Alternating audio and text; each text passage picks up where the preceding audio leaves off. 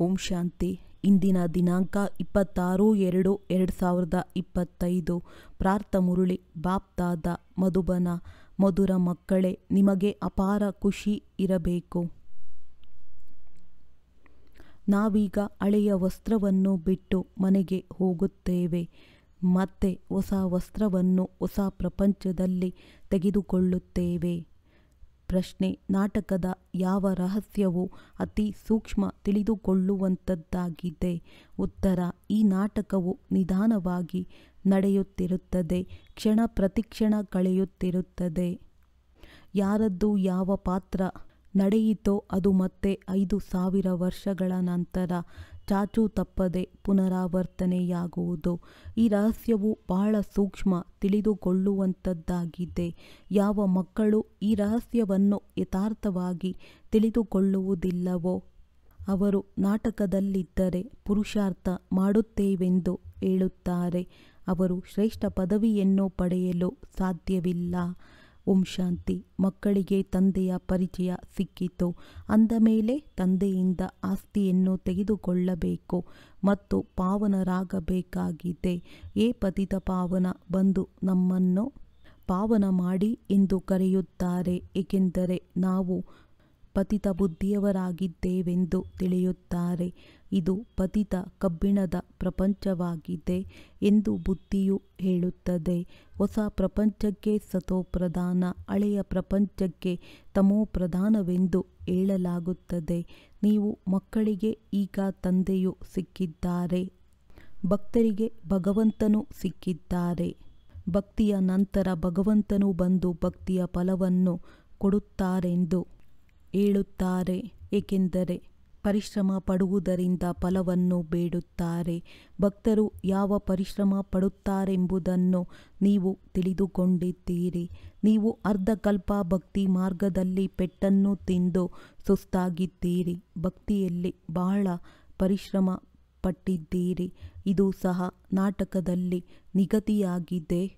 ಸಂಪಾದನೆಗಾಗಿ ಪರಿಶ್ರಮ ಪಡಲಾಗುತ್ತದೆ. ಭಗವಂತನು ಬಂದು ಭಕ್ತಿಯ ಫಲವನ್ನು ಕೊಡುವರೆಂದು ತಿಳಿಯುತ್ತಾರೆ. ಅಂದ ಮೇಲೆ ಫಲ ನೀಡುವವರು ಭಗವಂತನೇ ಆದರೂ ಭಕ್ತರು ಭಗವಂತನನ್ನು ನೆನಪು ಮಾಡುತ್ತಾರೆ, ಏಕೆಂದರೆ ಭಕ್ತಿಯಲ್ಲಿ ದುಃಖವಿದೆ. ಆದ್ದರಿಂದ ಬಂದು ನಮ್ಮ ದುಃಖವನ್ನು ದೂರ ಮಾಡಿ ಪಾವನರನ್ನಾಗಿ ಮಾಡಿ ಎಂದು ಹೇಳುತ್ತಾರೆ. ಅಷ್ಟೇ. ಈಗ ರಾವಣ ರಾಜ್ಯವಾಗಿದೆ. ರಾವಣನೇ ಪತಿತರನ್ನಾಗಿ ಮಾಡಿದ್ದಾನೆಂದು ಯಾರೂ ತಿಳಿದುಕೊಂಡಿಲ್ಲ. ರಾಮ ರಾಜ್ಯವು ಬೇಕೆಂದು ಎಲ್ಲರೂ ಬಯಸುತ್ತಾರೆ, ಆದರೆ ಅದು ಯಾವಾಗ ಮತ್ತು ಹೇಗೆ ಆಗುವುದೆಂದು ಯಾರೂ ತಿಳಿದುಕೊಂಡಿಲ್ಲ. ಈಗ ರಾವಣ ರಾಜ್ಯವಾಗಿದೆ ಎಂದು ಆತ್ಮವು ಆಂತರ್ಯದಲ್ಲಿ ತಿಳಿದುಕೊಳ್ಳುತ್ತದೆ. ಇದು ಭಕ್ತಿ ಮಾರ್ಗವಾಗಿದೆ. ಭಕ್ತರು ಬಹಳ ಭಜನೆ ಮಾಡುತ್ತಾರೆ, ಕುಣಿಯುತ್ತಾರೆ, ನಲಿಯುತ್ತಾರೆ, ಖುಷಿಯೂ ಆಗುತ್ತದೆ ಮತ್ತು ಪುನಃ ಅಳುತ್ತಾರೆ. ಭಗವಂತನ ಪ್ರೀತಿಯಲ್ಲಿ ಆನಂದ ಬಾಷ್ಪಗಳು ಬಂದು ಬಿಡುತ್ತವೆ, ಆದರೆ ಅವರನ್ನು ಅರಿತುಕೊಂಡಿಲ್ಲ. ಯಾರ ಪ್ರೀತಿಯಲ್ಲಿ ಆನಂದ ಬಾಷ್ಪಗಳು ಬರುವುದೋ ಅವರನ್ನು ಅರಿತುಕೊಳ್ಳಬೇಕಲ್ಲವೇ? ಚಿತ್ರಗಳಿಂದ ಏನೂ ಸಿಗುವುದಿಲ್ಲ.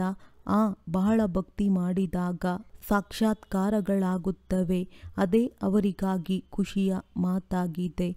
ಸ್ವಯಂ ಭಗವಂತನೇ ಬಂದು ತಮ್ಮ ಪರಿಚಯವನ್ನು ಕೊಡುತ್ತಾರೆ. ನಾನು ಯಾರಾಗಿದ್ದೇನೆ, ಹೇಗಿದ್ದೇನೆ ಎಂಬುದನ್ನು ಯಥಾರ್ಥವಾಗಿ ಯಾರೂ ತಿಳಿದುಕೊಂಡಿಲ್ಲ. ನಿಮ್ಮಲ್ಲಿಯೂ ಸಹ ಬಾಬಾ ಎಂದು ಹೇಳುವವರು ಕೆಲವರು ಪಕ್ಕ ಇದ್ದಾರೆ, ಇನ್ನು ಕೆಲವರು ಅಲ್ಪ ನಿಶ್ಚಯ ಬುದ್ಧಿಯವರೂ ಇದ್ದಾರೆ. ದೇಹದ ಅಭಿಮಾನವನ್ನು ಕಳೆಯುವುದರಲ್ಲಿ ಪರಿಶ್ರಮವಾಗುತ್ತದೆ. ದೇಹಿ ಅಭಿಮಾನಿಗಳಾಗಬೇಕಾಗಿದೆ. ತಂದೆಯು ತಿಳಿಸುತ್ತಾರೆ, ನೀವು ಆತ್ಮಗಳಾಗಿದ್ದೀರಿ. 84 ಜನ್ಮಗಳನ್ನು ತೆಗೆದುಕೊಂಡು ತಮೋಪ್ರಧಾನರಾಗಿದ್ದೀರಿ. ಈಗ ಆತ್ಮಕ್ಕೆ 3ನೆಯ ನೇತ್ರವೂ ಸಿಕ್ಕಿದೆ. ಆತ್ಮವು ಅರಿತುಕೊಳ್ಳುತ್ತಿದೆ. ಈಗ ನೀವು ಮಕ್ಕಳಿಗೆ ತಂದೆಯು ಇಡೀ ಸೃಷ್ಟಿಯ ಜ್ಞಾನವನ್ನು ಕೊಡುತ್ತಾರೆ. ತಂದೆಯು ಜ್ಞಾನಪೂರ್ಣನಾಗಿರುವುದರಿಂದ ಮಕ್ಕಳಿಗೂ ಕೊಡುತ್ತಾರೆ. ಕೇವಲ 84 ಜನ್ಮಗಳನ್ನು ನೀವೇ ತೆಗೆದುಕೊಳ್ಳುವಿರಾ ಎಂದು ಯಾರಾದರೂ ಪ್ರಶ್ನಿಸಿದರೆ ಅವರಿಗೆ ತಿಳಿಸಿ, ಹೌದು, ನಮ್ಮಲ್ಲಿ ಕೆಲವರು 84, ಕೆಲವರು 82 ಜನ್ಮಗಳನ್ನು ತೆಗೆದುಕೊಳ್ಳುತ್ತಾರೆ. ಬಹುತೇಕವಾಗಿ 84 ಜನ್ಮಗಳನ್ನೇ ತೆಗೆದುಕೊಳ್ಳುತ್ತಾರೆ. ಯಾರು ಆರಂಭದಿಂದಲೂ ಬರುತ್ತಾರೆಯೋ ಅವರದ್ದೇ 84 ಜನ್ಮಗಳಿದೆ. ಯಾರು ಬಹಳ ಚೆನ್ನಾಗಿ ಓದಿ ಶ್ರೇಷ್ಠ ಪದವಿಯನ್ನು ಪಡೆಯುವರೋ ಅವರು ಬೇಗನೆ ಬರುತ್ತಾರೆ. ಮಾಲೆಯಲ್ಲಿ ಬಹಳ ಸಮೀಪದಲ್ಲಿ ಪೋಣಿಸಲ್ಪಡುತ್ತಾರೆ. ಹೇಗೆ ಹೊಸ ಮನೆಯು ನಿರ್ಮಾಣವಾಗುತ್ತಿದ್ದರೆ ಇದು ಬೇಗನೆ ತಯಾರಾಗಿ ಬಿಟ್ಟರೆ ನಾವು ಹೋಗಿ ಅದರಲ್ಲಿ ಇರುವೆವೆಂದು ಮನಸ್ಸಿನಲ್ಲಿ ಕಾತುರವಿರುತ್ತದೆ. ಈಗ ನಾವು ಈ ಹಳೆಯ ವಸ್ತ್ರಗಳನ್ನು ಬಿಟ್ಟು ಹೊಸದನ್ನು ತೆಗೆದುಕೊಳ್ಳುತ್ತೇವೆಂದು ನೀವು ಮಕ್ಕಳಿಗೂ ಸಹ ಖುಷಿ ಇರಬೇಕು. ನಾಟಕದಲ್ಲಿ ಪಾತ್ರಧಾರಿಗಳು ಅರ್ಧ ಗಂಟೆ ಮುಂಚೆಯೇ ಗಡಿಯಾರವನ್ನು ನೋಡುತ್ತಿರುತ್ತಾರೆ. ಸಮಯವು ಮುಗಿದರೆ ಮನೆಗೆ ಹೋಗಬಹುದೆಂದು ತಿಳಿಯುತ್ತಾರೆ. ಆ ಸಮಯವು ಬಂದು ಬಿಡುತ್ತದೆ. ನೀವು ಮಕ್ಕಳಿಗಾಗಿ ಬೇಹದ್ದಿನ ಗಡಿಯಾರವಿದೆ. ನಿಮಗೆ ತಿಳಿದಿದೆ, ಯಾವಾಗ ಕರ್ಮಾತೀತ ಸ್ಥಿತಿಯನ್ನು ಹೊಂದುವಿರೋ ಆಗ ಮತ್ತೆ ಇಲ್ಲಿರುವುದಿಲ್ಲ. ಕರ್ಮಾತೀತರಾಗುವುದಕ್ಕಾಗಿಯೂ ನೆನಪಿನಲ್ಲಿರಬೇಕು. ಇದರಲ್ಲಿ ಬಹಳ ಪರಿಶ್ರಮವಿದೆ. ಹೊಸ ಪ್ರಪಂಚದಲ್ಲಿ ನೀವು ಹೋಗುತ್ತೀರಿ.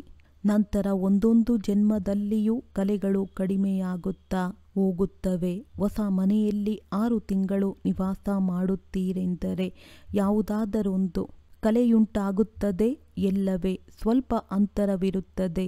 ಹಾಗೆಯೇ ಹೊಸ ಪ್ರಪಂಚದಲ್ಲಿಯೂ ಕೆಲವರು ಮೊದಲೇ ಬರುತ್ತಾರೆ, ಇನ್ನು ಕೆಲವರು ಸ್ವಲ್ಪ ತಡವಾಗಿ ಬರುತ್ತಾರೆ. ಯಾರು ಮೊದಲು ಬರುವರೋ ಅವರಿಗೆ ಸತೋಪ್ರಧಾನರೆಂದು ಹೇಳಲಾಗುವುದು. ನಂತರ ನಿಧಾನವಾಗಿ ಕಲೆಗಳು ಕಡಿಮೆಯಾಗುತ್ತಾ ಹೋಗುವುದು. ಈ ನಾಟಕದ ಚಕ್ರವು ನಿಧಾನವಾಗಿ ನಡೆಯುತ್ತದೆ. ಕ್ಷಣ ಪ್ರತಿಕ್ಷಣ ಟಿಕ್ ಟಿಕ್ ಎಂದು ಕರೆಯುತ್ತಿರುತ್ತದೆ. ನೀವು ತಿಳಿದುಕೊಂಡಿದ್ದೀರಿ, ಇಡೀ ಪ್ರಪಂಚದಲ್ಲಿ ಯಾರದ್ದು ಯಾವುದೆಲ್ಲ ಪಾತ್ರವು ನಡೆಯುತ್ತದೆಯೋ ಈ ಚಕ್ರವು ಸುತ್ತುತ್ತಾ ಇರುತ್ತದೆ.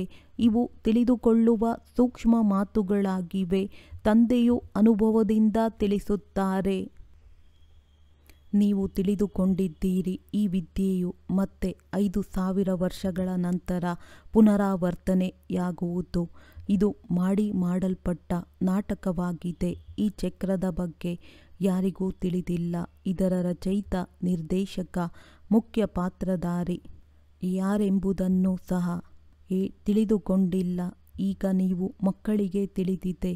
ನಾವು 84 ಜನ್ಮಗಳನ್ನು ಭೋಗಿಸಿ ಈಗ ಹಿಂತಿರುಗಿ ಹೋಗುತ್ತೇವೆ. ನಾವು ಆತ್ಮಗಳಾಗಿದ್ದೇವೆ. ದೇಹಿ ಅಭಿಮಾನಿಯಾದಾಗಲೇ ಖುಷಿಯ ನಶೆ ಏರುವುದು. ಅದು ಹದ್ದಿನ ನಾಟಕವಾಗಿದೆ. ಇದು ಬೇಹದ್ದಿನ ನಾಟಕವಾಗಿದೆ. ತಂದೆಯು ನಾವಾತ್ಮಗಳಿಗೆ ಓದಿಸುತ್ತಿದ್ದಾರೆ. ಇಂತಹ ಸಮಯದಲ್ಲಿ ಇದಾಗುವುದೆಂದು ತಂದೆಯು ತಿಳಿಸುವುದಿಲ್ಲ. ಯಾವುದೇ ಮಾತನ್ನು ಕೇಳಿದರೆ ತಂದೆಯು ಹೇಳುತ್ತಾರೆ, ನಾಟಕದಲ್ಲಿ ಯಾವಾಗ ಏನೆಲ್ಲ ತಿಳಿಸುವುದಿದೆಯೋ ಅದನ್ನು ತಿಳಿಸುತ್ತೇನೆ. ನಾಟಕದನುಸಾರ ಯಾವ ಉತ್ತರ ಸಿಗಬೇಕಿತ್ತೋ ಅದು ಸಿಕ್ಕಿಬಿಟ್ಟಿತು. ಕೇವಲ ಅದರಂತೆ ನಡೆಯಬೇಕಾಗಿದೆ. ನಾಟಕವಿಲ್ಲದೆ ತಂದೆಯು ಏನನ್ನೂ ಮಾಡಲು ಸಾಧ್ಯವಿಲ್ಲ. ಕೆಲವು ಮಕ್ಕಳು ನಾಟಕದಲ್ಲಿದ್ದರೆ ಪುರುಷಾರ್ಥ ಮಾಡುತ್ತೇವೆಂದು ಹೇಳುತ್ತಾರೆ. ಅವರೆಂದೂ ಶ್ರೇಷ್ಠ ಪದವಿಯನ್ನು ಪಡೆಯಲು ಸಾಧ್ಯವಿಲ್ಲ. ತಂದೆಯು ತಿಳಿಸುತ್ತಾರೆ, ನೀವು ಪುರುಷಾರ್ಥ ಮಾಡಬೇಕಾಗಿದೆ. ನಾಟಕವು ಕಲ್ಪದ ಹಿಂದಿನ ತರಹ ನಿಮ್ಮಿಂದ ಪುರುಷಾರ್ಥ ಮಾಡಿಸುತ್ತದೆ. ಕೆಲವರು ನಾಟಕವೆಂದು ಹೇಳಿ ನಿಂತು ಬಿಡುತ್ತಾರೆ. ಆಗ ಇದರ ಅದೃಷ್ಟದಲ್ಲಿಲ್ಲವೆಂದು ತಿಳಿಯಲಾಗುತ್ತದೆ.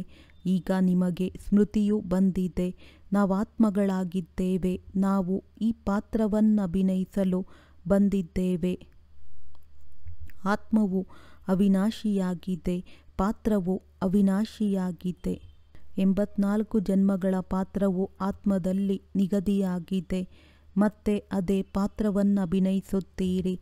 ಇದಕ್ಕೆ ಸೃಷ್ಟಿ ಎಂದು ಹೇಳಲಾಗುತ್ತದೆ. ಈ ಸೃಷ್ಟಿಯಲ್ಲಿ ಮತ್ತೇನು ವಿಸ್ತಾರ ಮಾಡುತ್ತೀರಿ? ಈಗ ಮುಖ್ಯ ಮಾತಾಗಿದೆ, ಅವಶ್ಯವಾಗಿ ಪಾವನರಾಗಬೇಕು. ಇದೇ ಚಿಂತೆ ಇರಬೇಕಾಗಿದೆ. ಕರ್ಮ ಮಾಡುತ್ತಲೂ ತಂದೆಯ ನೆನಪಿನಲ್ಲಿರಬೇಕಾಗಿದೆ. ನೀವು ಒಬ್ಬ ಪ್ರಿಯತಮನ ಪ್ರಿಯತಮೆಯರಾಗಿದ್ದೀರಿ. ಆ ಒಬ್ಬ ಪ್ರಿಯತಮನನ್ನು ಎಲ್ಲ ಪ್ರಿಯತಮೆಯರು ನೆನಪು ಮಾಡುತ್ತಾರೆ. ಆ ಪ್ರಿಯತಮ ತಿಳಿಸುತ್ತಾರೆ, ಈಗ ನನ್ನನ್ನು ನೆನಪು ಮಾಡಿ, ನಾನು ನಿಮ್ಮನ್ನು ಪಾವನ ಮಾಡಲು ಬಂದಿದ್ದೇನೆ. ನನ್ನನ್ನೇ ಪತಿತ ಪಾವನನೆಂದು ಹೇಳುತ್ತೀರಿ. ನಂತರ ನನ್ನನ್ನು ಮರೆತು ಗಂಗೆಯನ್ನು ಏಕೆ ಪತಿತ ಪಾವನಿ ಎಂದು ಹೇಳುತ್ತೀರಿ? ಈಗ ನಿಮಗೆ ತಿಳಿದಿದೆ, ಆದ್ದರಿಂದ ಎಲ್ಲವನ್ನು ಬಿಟ್ಟು ಬಿಟ್ಟಿದ್ದೀರಿ. ತಂದೆಯೇ ಪತಿತ ಪಾವನನೆಂದು ತಿಳಿದುಕೊಂಡಿದ್ದೀರಿ. ಈಗ ಕೃಷ್ಣನನ್ನು ಪತಿತ ಪಾವನನೆಂದು ತಿಳಿದು ಎಂದೂ ನೆನಪು ಮಾಡುವುದಿಲ್ಲ. ಆದರೆ ಭಗವಂತನು ಹೇಗೆ ಬರುತ್ತಾರೆಂದು ಯಾರೂ ತಿಳಿದುಕೊಂಡಿಲ್ಲ. ಕೃಷ್ಣನ ಆತ್ಮವು ಯಾವುದು ಸತ್ಯಯುಗದಲ್ಲಿತ್ತೋ ಅದು ಅನೇಕ ಜನ್ಮಗಳನ್ನು ಧಾರಣೆ ಮಾಡುತ್ತಾ ಈಗ ತಮೋ ಪ್ರಧಾನವಾಗಿದೆ. ಈಗ ಮತ್ತೆ ಸತೋ ಪ್ರಧಾನವಾಗುತ್ತದೆ. ಶಾಸ್ತ್ರಗಳಲ್ಲಿ ಈಗ ತಪ್ಪು ಮಾಡಿಬಿಟ್ಟಿದ್ದಾರೆ. ಯಾವಾಗ ಈಗ ತಪ್ಪಾಗುವುದೋ ಆಗಲೇ ನಾನು ಬಂದು ನಿಮ್ಮನ್ನು ಸರಿಪಡಿಸುತ್ತೇನಲ್ಲವೇ? ಈ ತಪ್ಪುಗಳು ನಾಟಕದಲ್ಲಿ ನಿಗದಿಯಾಗಿದೆ. ಕಲ್ಪದ ನಂತರ ಪುನಃ ಆಗುತ್ತದೆ. ಈಗ ನಿಮಗೆ ತಿಳಿಸಿದ್ದಾರೆ. ಶಿವ ಭಗವಾನುವಾಚ, ಭಗವಂತನೆಂದು ಶಿವನಿಗೆ ಹೇಳುತ್ತಾರೆ. ಭಗವಂತನೆಂದರೆ ಒಬ್ಬರೇ ಇರುವರು. ಎಲ್ಲ ಭಕ್ತರಿಗೆ ಫಲವನ್ನು ನೀಡುವವರು ಒಬ್ಬರೇ ಭಗವಂತನಾಗಿದ್ದಾರೆ. ಅವರನ್ನು ಯಾರೂ ತಿಳಿದುಕೊಂಡಿಲ್ಲ. ಓ ಗಾಡ್ ಫಾದರ್ ಎಂದು ಎಲ್ಲರೂ ಹೇಳುತ್ತಾರೆ. ಲೌಕಿಕ ತಂದೆಯಂತೂ ಇಲ್ಲಿಯೇ ಇದ್ದಾರೆ. ಆದರೂ ಸಹ ಪಾರಲೌಕಿಕ ತಂದೆಯನ್ನು ಎಲ್ಲರೂ ನೆನಪು ಮಾಡುತ್ತಾರೆಂದರೆ ಆತ್ಮಕ್ಕೆ ಇಬ್ಬರು ತಂದೆಯರಾದರೂ ಭಕ್ತಿ ಮಾರ್ಗದಲ್ಲಿ ಆ ತಂದೆಯನ್ನು ನೆನಪು ಮಾಡುತ್ತಿರುತ್ತಾರೆ. ಆತ್ಮವಂತೂ ಇದ್ದೇ ಇದೆ. ಇಷ್ಟೆಲ್ಲ ಆತ್ಮಗಳಿಗೆ ತಮ್ಮ ತಮ್ಮ ಪಾತ್ರವೂ ಸಿಕ್ಕಿದೆ. ಒಂದು ಶರೀರವನ್ನು ಬಿಟ್ಟು ಇನ್ನೊಂದನ್ನು ತೆಗೆದುಕೊಂಡು ಪಾತ್ರವನ್ನಭಿನಯಿಸಲಾಗುತ್ತದೆ. ಇವೆಲ್ಲ ಮಾತುಗಳನ್ನು ತಂದೆಯೇ ತಿಳಿಸುತ್ತಾರೆ. ನಾವಿಲ್ಲಿ ಪಾತ್ರವನ್ನಭಿನಯಿಸಲು ಬಂದಿದ್ದೇವೆಂದು ಹೇಳುತ್ತಾರೆ. ಇದೊಂದು ರಂಗ ಮಂಟಪವಾಗಿದೆ. ಅದರಲ್ಲಿ ಈ ಚಂದ್ರ ನಕ್ಷತ್ರಗಳೆಲ್ಲವೂ ದೀಪಗಳಾಗಿವೆ. ಈ ಸೂರ್ಯ ಚಂದ್ರ ನಕ್ಷತ್ರಗಳನ್ನು ಮನುಷ್ಯರು ದೇವತೆಗಳೆಂದು ಹೇಳಿಬಿಡುತ್ತಾರೆ. ಏಕೆಂದರೆ ಇವು ಬಹಳ ಒಳ್ಳೆಯ ಕೆಲಸ ಮಾಡುತ್ತದೆ. ಅಂದರೆ ಮಿನುಗುತ್ತವೆ, ಯಾರಿಗೂ ತೊಂದರೆ ಕೊಡುವುದಿಲ್ಲ, ಎಲ್ಲರಿಗೆ ಸುಖವನ್ನೇ ಕೊಡುತ್ತವೆ, ಬಹಳ ಕೆಲಸ ಮಾಡುತ್ತವೆ. ಆದ್ದರಿಂದ ಇವಕ್ಕೆ ದೇವತೆಗಳೆಂದು ಹೇಳುತ್ತಾರೆ. ಒಳ್ಳೆಯ ಕಾರ್ಯವನ್ನು ಮಾಡುವವರಿಗೆ ಇವರು ದೇವತೆಯ ಸಮಾನರೆಂದು ಹೇಳುತ್ತಾರಲ್ಲವೇ? ವಾಸ್ತವದಲ್ಲಿ ದೇವತೆಗಳಂತೂ ಸತ್ಯಯುಗದಲ್ಲಿದ್ದರು. ಎಲ್ಲರೂ ಸುಖ ಕೊಡುವವರಾಗಿದ್ದರು. ಎಲ್ಲರ ಪ್ರತಿ ಪ್ರೀತಿ ಇರುತ್ತಿತ್ತು. ಆದ್ದರಿಂದ ದೇವತೆಗಳೊಂದಿಗೆ ಒಳ್ಳೆಯ ಮನುಷ್ಯರ ಹೋಲಿಕೆ ಮಾಡಿದ್ದಾರೆ. ದೇವತೆಗಳ ಗುಣಗಳನ್ನು ಗಾಯನ ಮಾಡಲಾಗುತ್ತದೆ. ಅವರ ಮುಂದೆ ಹೋಗಿ, ನಾನು ನಿರ್ಗುಣನಲ್ಲಿ ಯಾವುದೇ ಗುಣವಿಲ್ಲ, ತಾವೇ ದಯೆ ತೋರಿಸಿ ಎಂದು ಆಡುತ್ತಾರೆ. ತಮಗೆ ದಯೆ ಬರುತ್ತಿರಬಹುದು. ತಂದೆಯು ತಿಳಿಸುತ್ತಾರೆ, ನನಗೂ ಸಹ ದಯೆ ಉಂಟಾದ ಕಾರಣವೇ ಪುನಃ ನಿಮ್ಮನ್ನು ಗುಣವಂತರನ್ನಾಗಿ ಮಾಡಲು ಬಂದಿದ್ದೇನೆ. ನೀವು ಪೂಜ್ಯರಾಗಿದ್ದೀರಿ, ಈಗ ಪೂಜಾರಿಗಳಾಗಿದ್ದೀರಿ. ಪುನಃ ಪೂಜ್ಯರಾಗಿ ಹಂಸೋ ನ ಅರ್ಥವನ್ನು ನಿಮಗೆ ತಿಳಿಸಲಾಗಿದೆ. ಇದರ ಅರ್ಥವು ಆತ್ಮವೇ ಪರಮಾತ್ಮ, ಪರಮಾತ್ಮನೇ ಆತ್ಮನೆಂದು ಮನುಷ್ಯರು ಹೇಳುತ್ತಾರೆ. ಆದರೆ ಇದು ತಪ್ಪಾಗಿದೆ ಎಂದು ತಂದೆಯು ಹೇಳುತ್ತಾರೆ. ನೀವಾತ್ಮಗಳು ನಿರಾಕಾರಿಯಾಗಿದ್ದೀರಿ. ನಂತರ ನೀವೇ ದೇವತಾ, ಕ್ಷತ್ರಿಯ, ವೈಶ್ಯ, ಶೂದ್ರರಾದಿರಿ. ಈಗ ಬ್ರಾಹ್ಮಣ ವರ್ಣದಲ್ಲಿ ಬಂದಿದ್ದೀರಿ. ಆತ್ಮವು ಮೊದಲು ಸತೋ ಪ್ರಧಾನವಿದ್ದದ್ದು ಸತೋ ರಜೋ ತಮೋದಲ್ಲಿ ಬರುತ್ತದೆ. ಈಗ ನೀವು ಮಕ್ಕಳು ತಿಳಿದುಕೊಂಡಿದ್ದೀರಿ. ತಂದೆಯು ಈ ಜ್ಞಾನವನ್ನು ಕಲ್ಪಕಲ್ಪವು ಸಂಗಮಯುಗದಲ್ಲಿ ಬಂದು ನಮಗೆ ತಿಳಿಸುತ್ತಾರೆ. ಅವಶ್ಯವಾಗಿ ಭಾರತವು ಸ್ವರ್ಗವಾಗಿತ್ತು.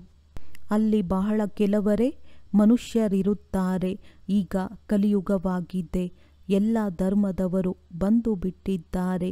ಸತ್ಯಯುಗದಲ್ಲಿ ಒಂದು ಧರ್ಮದ ವಿನಃ ಮತ್ಯಾವ ಧರ್ಮವೂ ಇರುವುದಿಲ್ಲ. ಅಲ್ಲಿ ಒಂದೇ ಧರ್ಮವಿರುತ್ತದೆ. ಉಳಿದೆಲ್ಲ ಧರ್ಮದ ಆತ್ಮಗಳು ಮುಕ್ತಿಯಲ್ಲಿ ಹೊರಟು ಹೋಗುತ್ತಾರೆ. ನೀವು ತಿಳಿದುಕೊಂಡಿದ್ದೀರಿ. ಈಗ ಈ ಹಳೆಯ ಪ್ರಪಂಚದ ವಿನಾಶವು ಸನ್ಮುಖದಲ್ಲಿ ನಿಂತಿದೆ.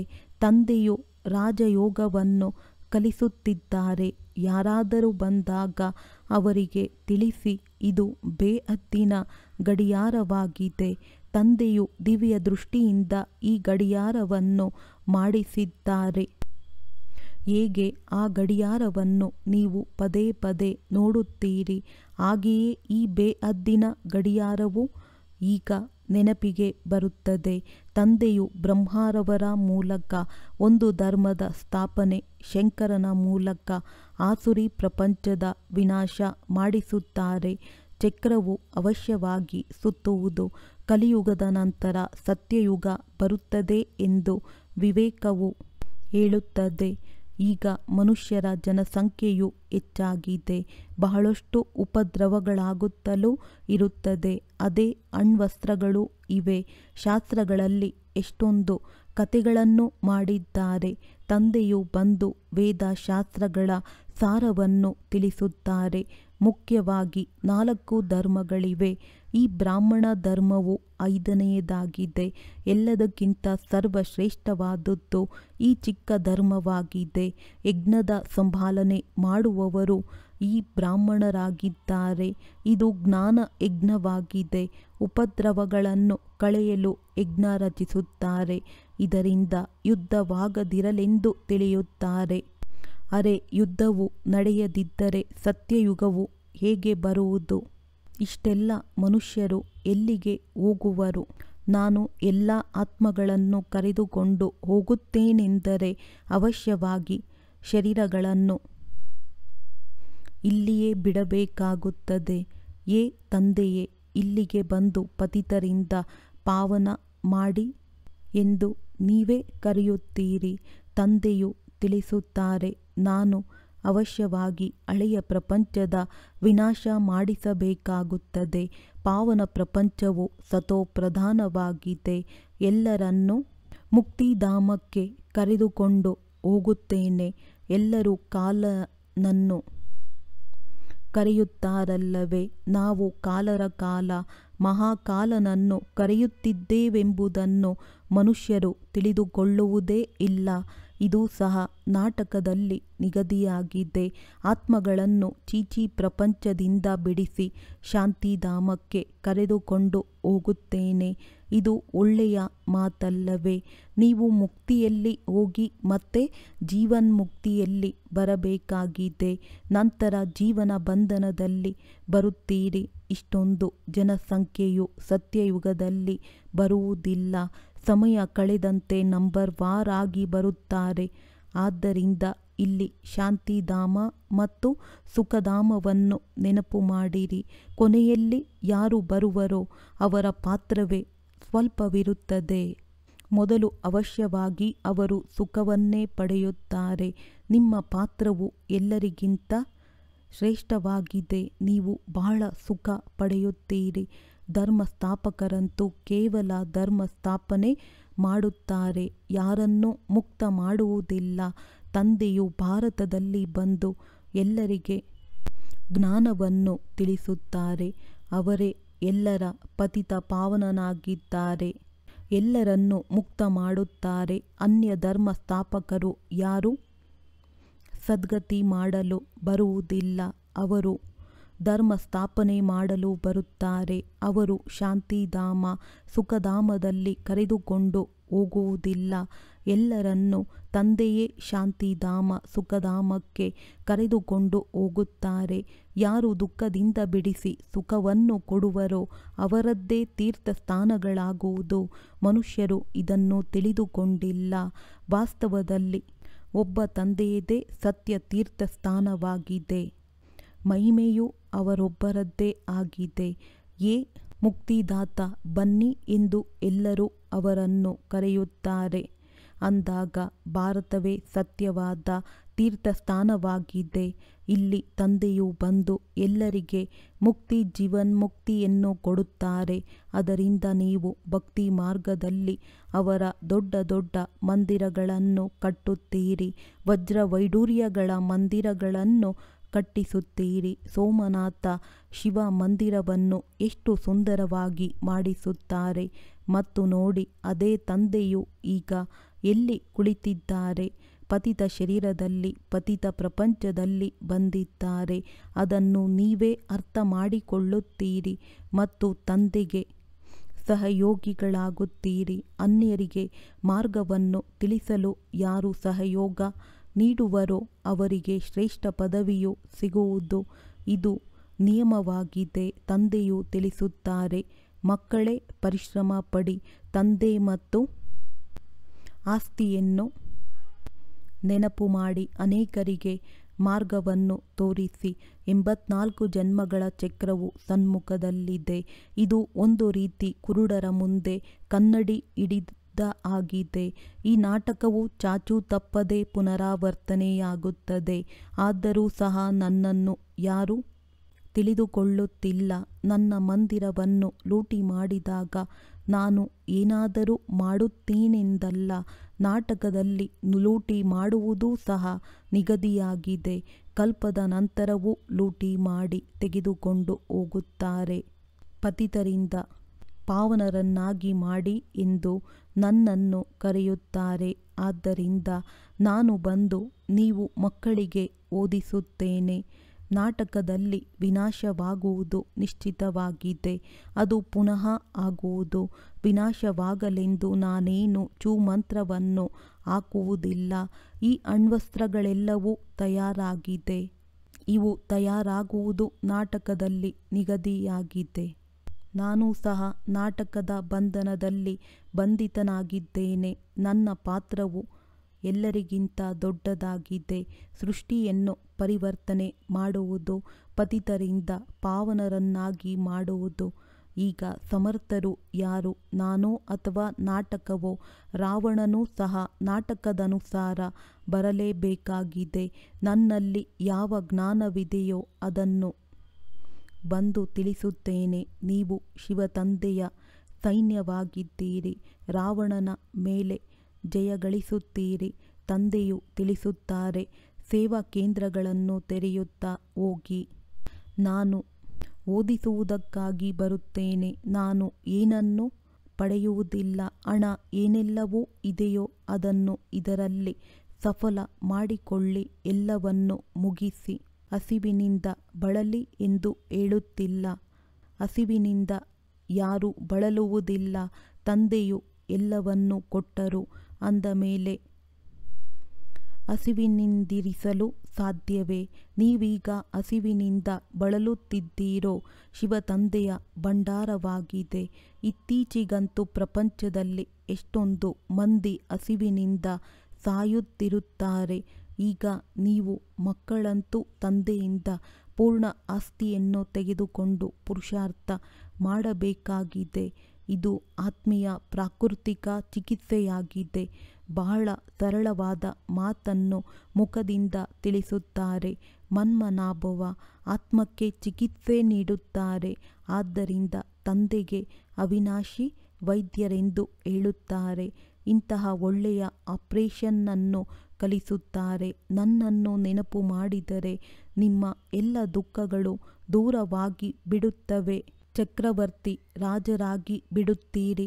ಈ ಮುಳ್ಳುಗಳ ಕಾಡಿನಲ್ಲಿರುತ್ತಾ ತಮ್ಮನ್ನು ಈ ರೀತಿ ತಿಳಿದುಕೊಳ್ಳಿ. ನಾವು ಹೂವಿನ ಉದ್ಯಾನವನದಲ್ಲಿ ಹೋಗುತ್ತಿದ್ದೇವೆ, ಮನೆಗೆ ಹೋಗುತ್ತಿದ್ದೇವೆ. ಪರಸ್ಪರ ಒಬ್ಬರು ಇನ್ನೊಬ್ಬರಿಗೆ ನೆನಪನ್ನು ತರಿಸುತ್ತಾ ಇರಿ. ಅಲ್ಲಾನನ್ನು ನೆನಪು ಮಾಡುವುದರಿಂದ ಬಾದಶಾಹಿಯು ಸಿಕ್ಕಿಬಿಡುವುದು ಒಳ್ಳೆಯದು.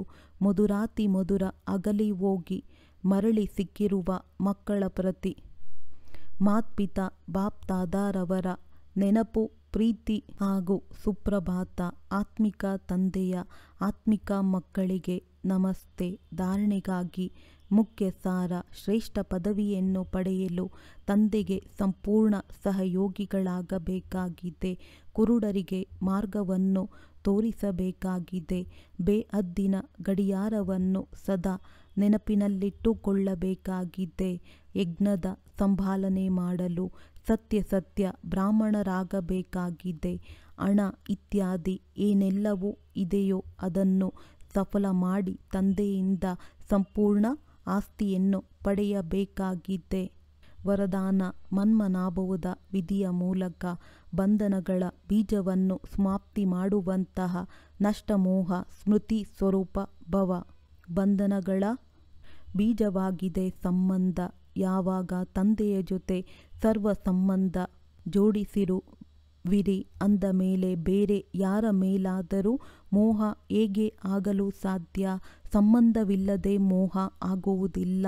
ಮೋಹವಿಲ್ಲದಿದ್ದರೆ ಬಂಧನವಿಲ್ಲ. ಯಾವಾಗ ಬೀಜವನ್ನೇ ಸಮಾಪ್ತಿ ಮಾಡಿದ್ದೀರಿ ಆಗ ಬೀಜವಿಲ್ಲದೆ ವೃಕ್ಷ ಹೇಗೆ ಬರಲು ಸಾಧ್ಯ? ಒಂದು ವೇಳೆ ಇಲ್ಲಿಯವರೆಗೂ ಬಂಧನವಿದ್ದರೆ ಇದರಿಂದ ಸಿದ್ಧವಾಗುತ್ತದೆ. ಸ್ವಲ್ಪ ಮುರಿದಿದೆ, ಸ್ವಲ್ಪ ಜೋಡಿಸಲ್ಪಟ್ಟಿದೆ. ಆದ್ದರಿಂದ ಮನ್ಮನಾಭವದ ವಿಧಿಯಿಂದ ಮನಸ್ಸಿನ ಬಂಧನಗಳಿಂದಲೂ ಮುಕ್ತ ನಷ್ಟಮೋಹ ಸ್ಮೃತಿ ಸ್ವರೂಪರಾಗಿ ಆಗ ಏನು ಮಾಡುವುದು? ಬಂಧನವಿದೆ, ತುಂಡಾಗುವುದೇ ಇಲ್ಲ ಎಂಬ ಈ ದೂರುಗಳು ಸಮಾಪ್ತಿಯಾಗುತ್ತದೆ. ಸ್ಲೋಗನ್: ಬ್ರಾಹ್ಮಣ ಜೀವನದ ಶ್ವಾಸವಾಗಿದೆ ಉಮಂಗ ಉತ್ಸಾಹ. ಆದ್ದರಿಂದ ಯಾವುದೇ ಪರಿಸ್ಥಿತಿಯಲ್ಲಿ ಉಮಂಗ ಉತ್ಸಾಹದ ಒತ್ತಡ ಕಡಿಮೆಯಾಗದಿರಲಿ. ಅವ್ಯಕ್ತ ಸೂಚನೆ: ಏಕಾಂತ ಪ್ರಿಯರಾಗಿ ಏಕತೆ ಮತ್ತು ಏಕಾಗ್ರತೆಯನ್ನು ತಮ್ಮದಾಗಿಸಿಕೊಳ್ಳಿ. ಎಷ್ಟು ಸೇವೆಯ ಏರುಪೇರಿನಲ್ಲಿ ಬರುತ್ತೀರಿ ಅಷ್ಟು ಪೂರ್ಣ ಅಂಡರ್ ಗ್ರೌಂಡ್ ಹೋಗಿಬಿಡಿ.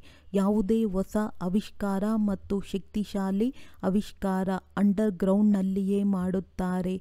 ಅಂದಾಗ ಏಕಾಂತವಾಸಿ ಯಾಗುವುದೇ ಅಂಡರ್ ಗ್ರೌಂಡ್ ಆಗಿದೆ. ಎಷ್ಟು ಸಮಯ ಸಿಗುವುದೋ ಒಟ್ಟಿಗೆ 1 ಗಂಟೆ ಅಥವಾ ಅರ್ಧ ಗಂಟೆ ಸಮಯ ಸಿಗುವುದಿಲ್ಲ. ಆದರೆ ಮಧ್ಯದಲ್ಲಿ 5 ನಿಮಿಷವೂ ಸಿಕ್ಕರೂ ಸಾಗರನ ಆಳದಲ್ಲಿ ಹೋಗಿಬಿಡಿ. ಇದರಿಂದ ಸಂಕಲ್ಪಗಳ ಮೇಲೆ ಬ್ರೇಕ್ ಸಿಗುವುದು. ನಂತರ ವಾಣಿಯಲ್ಲಿ ಬರಬೇಕೆಂದರೂ ಬರುವುದಕ್ಕೆ ಆಗುವುದಿಲ್ಲ. ಒಳ್ಳೆಯದು. ಓಂ ಶಾಂತಿ.